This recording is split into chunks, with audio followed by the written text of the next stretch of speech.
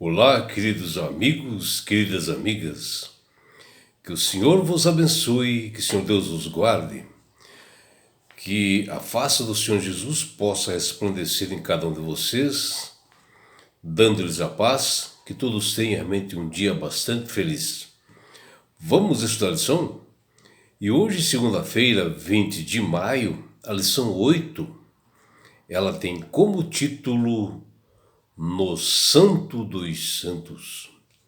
E a lição de hoje, ela está baseada no livro de Levíticos, capítulo 16, versículo 21, versículos 29 até 34, e também Levíticos, capítulo 23, versículos 26 até 32, e também no livro de Hebreus, capítulo 9, versículos 23 até 28, e aqui mostra a importância, né, desse dia de expiação que era feito pelo povo de Israel no Antigo Testamento. E o santuário terrestre, que foi o santuário que Deus havia pedido para Moisés construir conforme o modelo dos céus, ele revela tanto a nossa condição pecadora e também mostrando que o povo de Israel era um povo carente de perdão e que necessitavam de um Salvador. E esse era o objetivo realmente do santuário terrestre. E principalmente quanto à urgência, né, de um mediador, né, entre Deus e os homens, assim também quanto à impossibilidade do homem prestar uma perfeita obediência a Deus, ou que quanto a alguém que o fizesse, né? E foi essa forma didática, né, que Deus encontrou para ensinar o povo que haveria, né, um plano de redenção futuramente, e que essa ideia de Deus já estava traçada, né?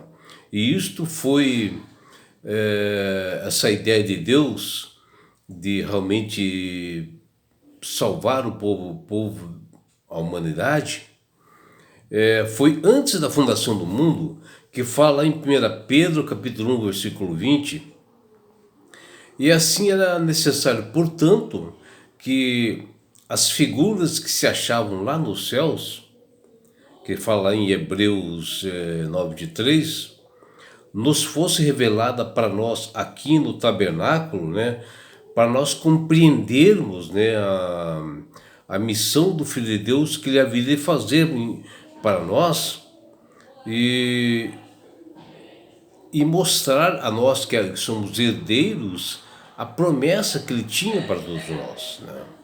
E assim a lição de hoje mostra que o dia da expiação, que era feita uma vez por ano nesse santuário terrestre, ela era importante para o antigo povo de Israel, para que eles pudessem buscar a Deus em comunhão, em humildade e uma confissão assim sincera, para que o povo fosse realmente purificado, né? Para que Deus pudesse mostrar que futuramente viria um Salvador. E no dia da expiação, era a data mais importante para o calendário do povo de Israel, lá no Antigo Testamento. E esse era o cerimonial, o dia em que a expiação pelos pecados do povo de Israel era feita, tanto corporativa como individual. E nesse evento incluía até a purificação do próprio tabernáculo, como fala em Levíticos capítulo 16, versículo 16. O dia da expiação acontecia no 10º dia do 7º mês do calendário judaico, que ficava ali entre setembro e outubro.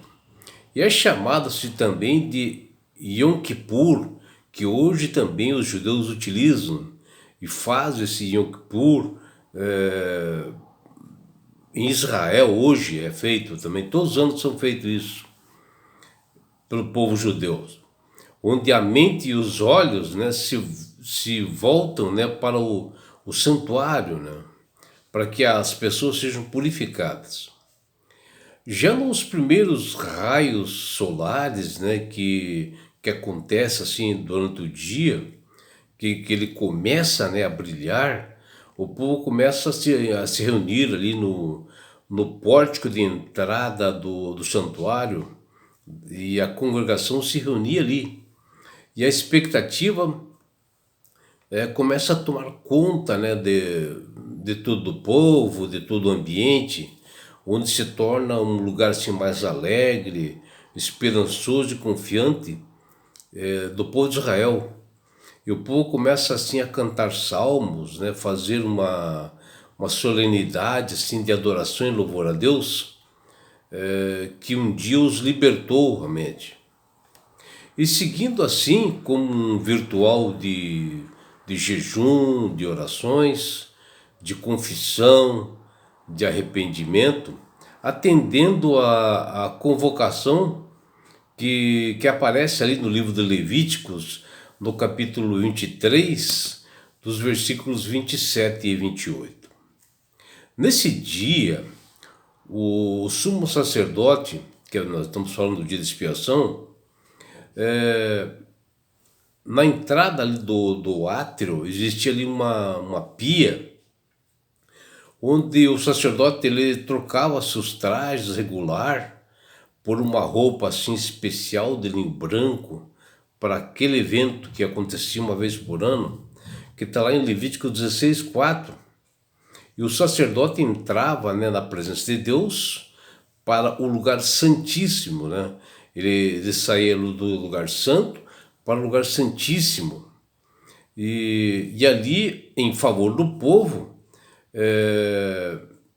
para perdoar realmente os pecados, né, de cada membro do povo de Israel.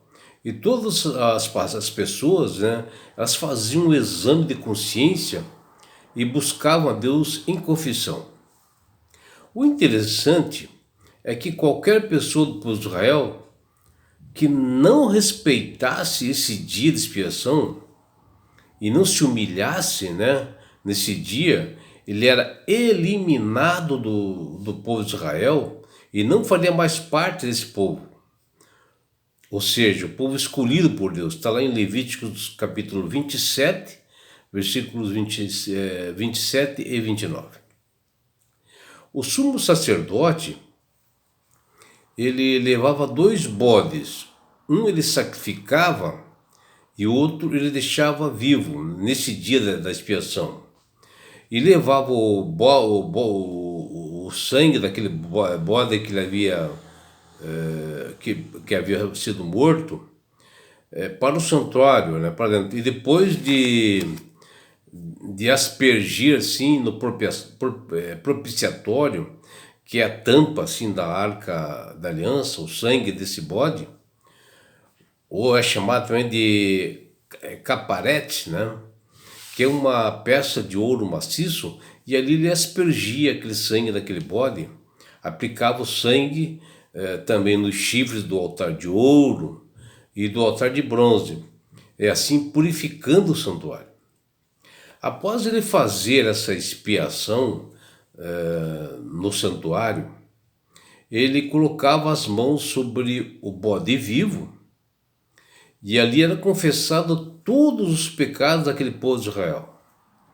E posterior, o animal era levado para o deserto para ser separado do acampamento para todo sempre, né?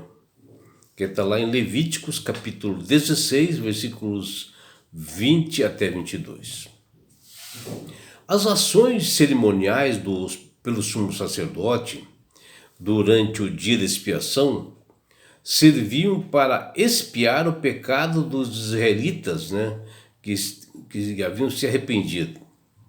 Os sacrifícios oferecidos eles tinham por objetivo purificar não somente os adoradores, né, no caso o povo de Israel, mas também o santuário terreno. E assim o sangue era transferido para o santuário durante os cultos, né, diários, mostrando o registro do pecado, que fala em Jeremias 17:1. E o fato de Deus se responsabilizava assim pelo destino final dele. No dia da expiação, o pecado era transferido para fora do santuário, né? E colocado sobre esse bode chamado Azazel, que é um dos bodes que ele ficava vivo ali, né? Representando Satanás, revelando sua responsabilidade pelo pecado. Mas só lembrando que todo esse cerimonial do dia da expiação, ele tinha um alcance limitado. Ele não oferecia uma expiação definitiva, né, pelo pecado do povo. Tanto é que essa cerimônia ela era feita uma vez por ano, né? Ou seja, todo ano era feita essa cerimônia. E nesse período ele apontava para uma realidade maior, né? Ele anunciava uma expiação perfeita e definitiva que seria feito anos mais tarde com a morte de Jesus, o único que realmente pode perdoar os pecados. O interessante é que este bode, né, do dia da expiação, ele era levado para o deserto, de modo que no fim desse dia Deus tinha o santuário e o povo purificado. A Bíblia menciona que no santuário, né, celestial, Cristo ministrou por nós no lugar santo, e desde 1844, nos fins das 2300 tardes e manhãs, que Daniel fala lá em 8:14, que terminou justamente nesse ano de 1844, ele passou do lugar santo para o lugar santíssimo, e a partir dali começa o juízo investigativo. E todo o ritual do santuário se baseava numa promessa só: a vinda do Messias. E esse era o objetivo que Deus pediu para Moisés, para ele construir o santuário terrestre, para justamente isto, para mostrar que Jesus viria posterior. Se o Messias não viesse e não se oferecesse em sacrifício definitivo, né, por todo o ser humano, desde lá em Adão e Eva, o ritual do santuário israelita não teria validade alguma, né? Porque ali era só uma forma que Deus estava ensinando o povo que viria o Salvador posterior. E Jesus, né, tendo oferecido para todo o sempre como um único sacrifício pelos pecados, assentou-se à destra de Deus Pai, aguardando daí em diante até que seus inimigos sejam postos por estrada dos seus pés, porque em uma única oferta aperfeiçoou para sempre o que está santificado, que fala em Hebreus 10, versículos 12 até 14. E é por isso, meu amigo, minha amiga, que Deus tem falado através do poder do Espírito Santo com todas as pessoas para aceitarem a Jesus como Salvador e Senhor. Porque a partir do momento que você aceita Jesus como Salvador e Senhor, você passa a ter sabedoria, porque o Espírito Santo começa a trabalhar na sua mente e você começa a manusear melhor as Sagradas Escrituras e ter o devido entendimento. Você passa a entender perfeitamente o que é esse santuário terrestre, qual a função de cada utensílio que é existente ali dentro, o que são os compartimentos, porque a Bíblia Sagrada ela é bem completa, Deus deixou tudo realmente para que essas pessoas entendam isto, né? O que quer dizer lugar santo, lugar santíssimo. E não é só isso, meu amigo, minha amiga. Quando você aceita Jesus como Salvador e Senhor, você ganha de Deus esse presente que chama-se salvação. E com isto, na grande volta de Jesus, que está próximo, que ele deu esses sinais que ele voltaria, e os sinais estão aí, que nós podemos ler ali em Mateus 24. Na grande volta de Jesus, ele vai levar você, a sua família e todos nós, todos aqueles que aceitaram a Jesus como Salvador e Senhor, para as mansões celestiais. Um lugar, meu amigo, minha amiga, de onde não haverá mais morte, mais dores, mais aflições, não haverá mais perseguições. Você estará no céu. E você, meu amigo, terá a oportunidade de ver Jesus face a face. Você poderá ver seus entes queridos. E sabe por que Deus quer fazer isto com você, meu amigo? Com você, minha amiga? Porque Jesus te ama. Abraços do seu amigo João Carlos Amorim.